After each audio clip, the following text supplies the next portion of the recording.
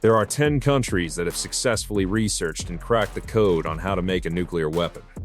Built with more fear than secrecy, some helped and enabled each other, others just stole and spied their way into getting it. The United States were the first ones to own and throw a nuclear bomb in what seemed like a demonstration of their prowess over other countries to show they are untouchable. But what they did not know is that their actions would set off a dangerous and desperate race of countries to claim and own something that would cause fear in the hearts of others.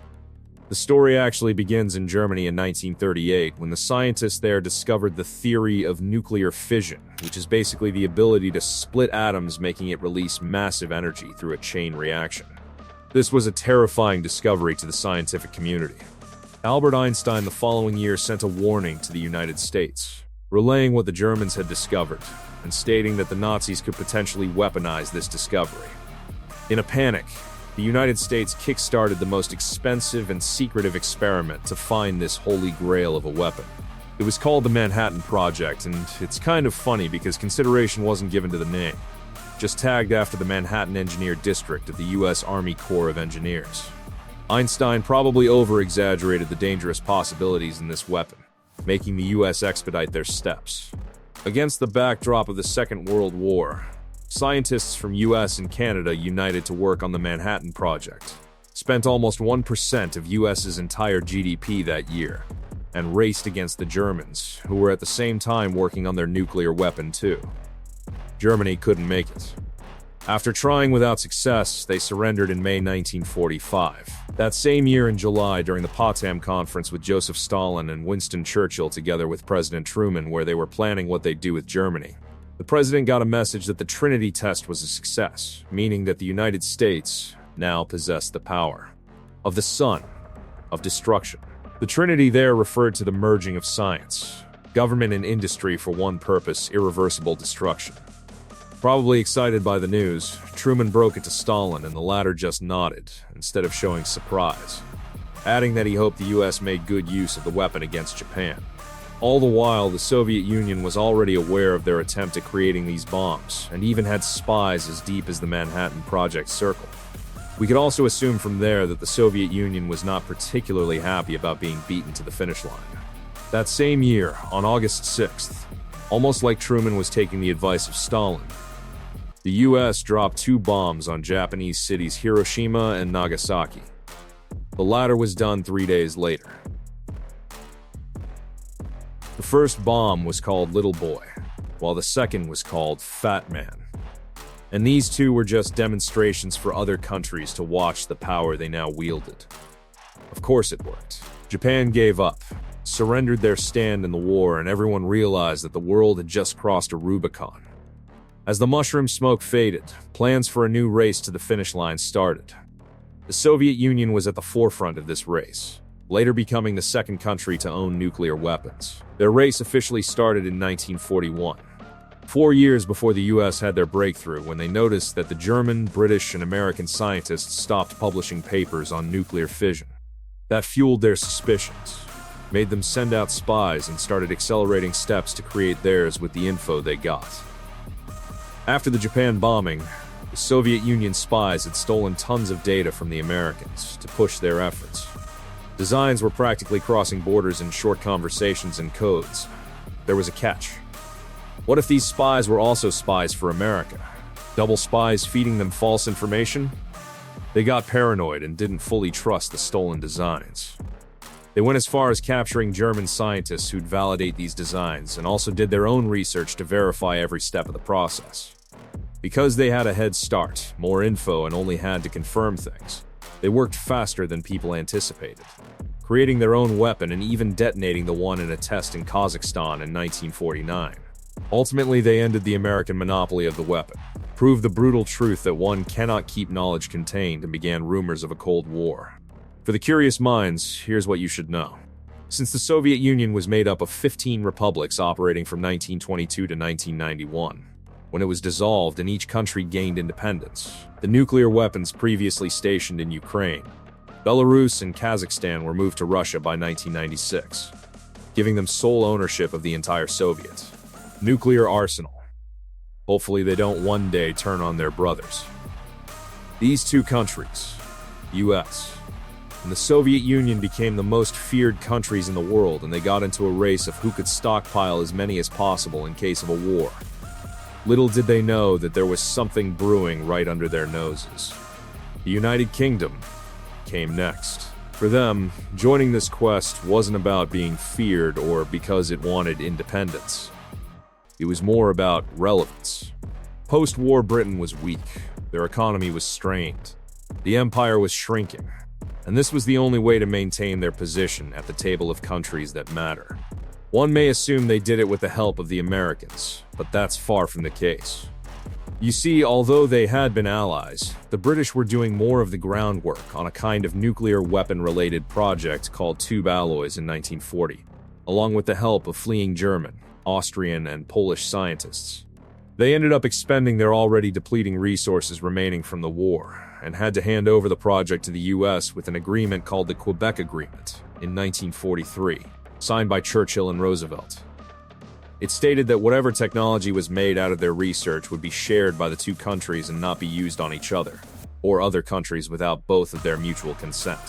It went well, with the British giving their approval for the use of the weapons on Japan, but the US later breached this agreement in 1946, ending technical cooperation by citing restricted data.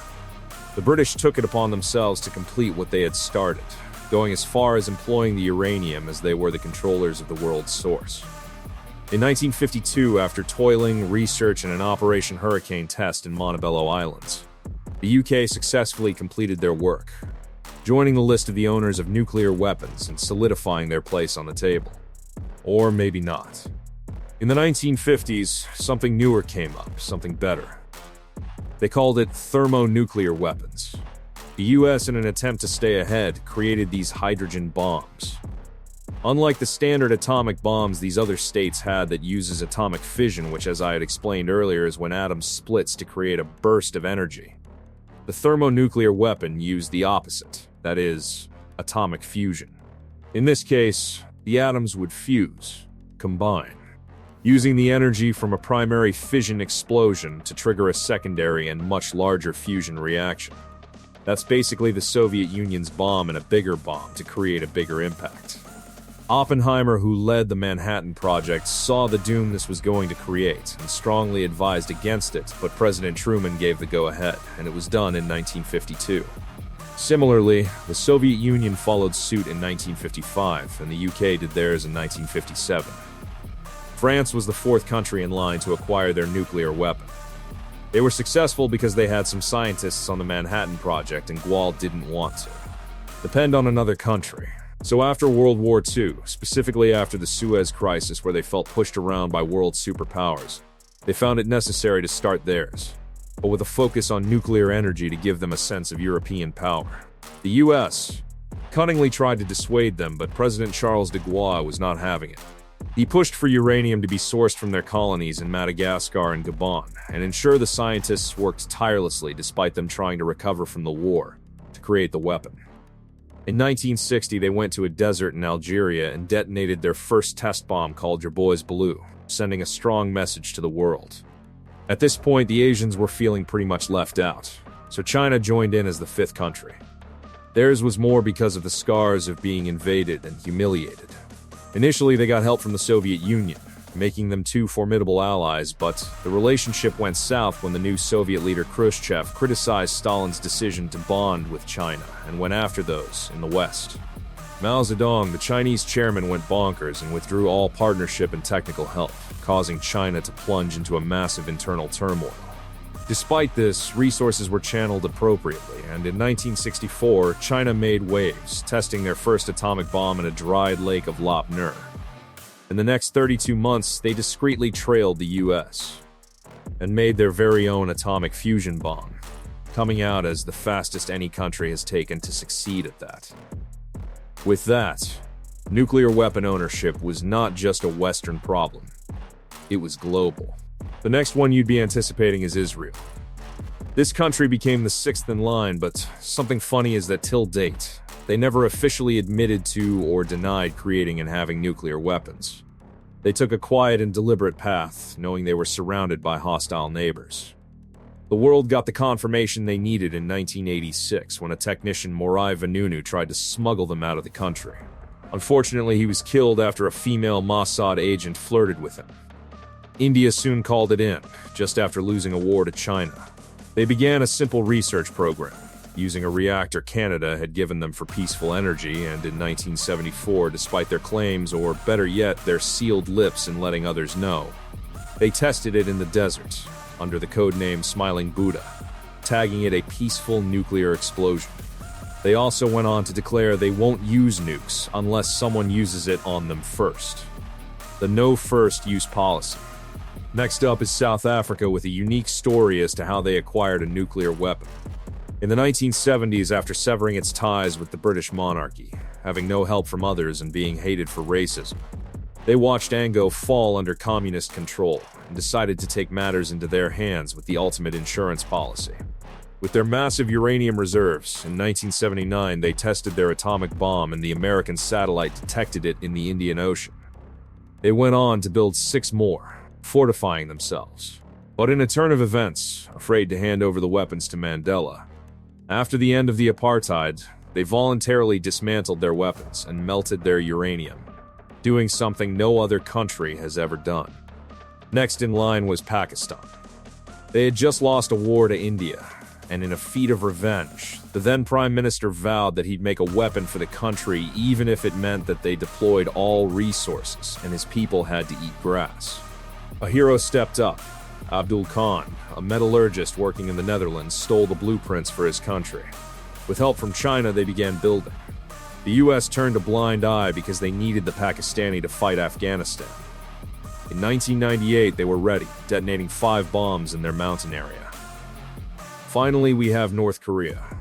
Wanting survival and regime stability, the Kim family knew they had to get it. They approached the Soviet, signed treaties, cheated and then bought designs from Pakistan. In 2006, they conducted their first test, albeit with a small explosion. They kept trying and by 2017 switched, and were successful with thermonuclear bombs. They now have bombs that can reach as far as the US, and have even signed out of the Non-Proliferation Treaty. These are the 10 countries that have nuclear weapons, and most of them got it not because they are evil or because they crave destruction, but because they don't want to feel powerless. If you found this video insightful, please hit like and subscribe for more.